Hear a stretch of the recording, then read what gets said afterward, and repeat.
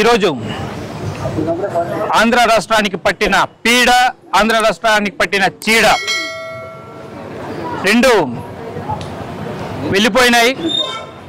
ఎందుకంటే గత 5 సంవత్సరాలు జగన్మోహన్ రెడ్డి పరిపాలన ఏ విధంగా ఉండిందంటే యావత్ రాష్ట్ర ప్రజలు గ్రహించింది వైఎస్ఆర్సీపీ ప్రభుత్వం మతి స్థిమితం లేని ప్రభుత్వం అని చెప్పేసి గ్రహించి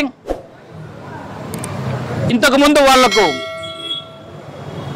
151 సీట్లు ఇస్తే 2024 ఎన్నికలలో వాళ్లకు 151లో ఆ మధ్యలో 5ని తీసేసి ఇటువైపు ఒకటి ఆ 2 అంటే 11 సీట్లు మాత్రమే ఇచ్చి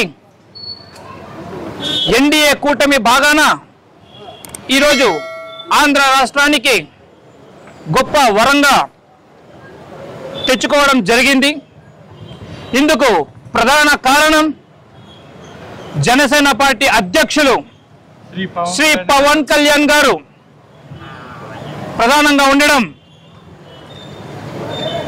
జన సైనికులుగా మేమంతా గర్విస్తున్నాం. ఎందుకంటే గత 5 సంవత్సరాలు జనసేన పార్టీలో ఒక్క ఎమ్మెల్యే కూడా మా పార్టీలో లేకపోవడం, అదేవిధంగా మా అధ్యక్షులు శ్రీ పవన్ కళ్యాణ్ గారు కూడా శాసనసభకు వెళ్లకుండా ఉన్నను. కానీ ఆయన ఇచ్చిన ధైర్యంతో యావత్ రాష్ట్ర జన సైనికులందరూ ప్రాణాలకు తెగించి వైఎస్ఆర్సీపీ రౌడీ మూకలను, వారి దౌర్జన్యాలను ఎదుర్కొని పోరాటం చేయడం ప్రధాన కారణంగా భావిస్తున్నాం. అదేవిధంగా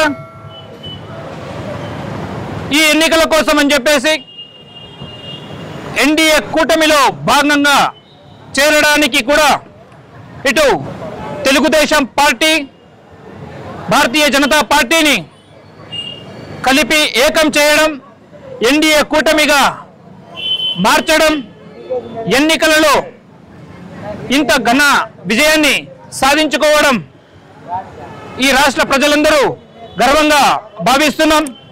అదేవిధంగా ఈరోజు ఎన్డీఏ కూటమిలో భాగంగా ముచ్చటగా 3వసారి ఈ దేశానికి ప్రధానమంత్రిగా ఈరోజు ప్రమాణ స్వీకారం చేయబోతున్న నరేంద్ర మోడీజీ గారికి శుభాకాంక్షలు తెలియజేస్తూ, యావత్ దేశ బీజేపీ కార్యకర్తలందరికీ అభినందనలు తెలియజేస్తూ,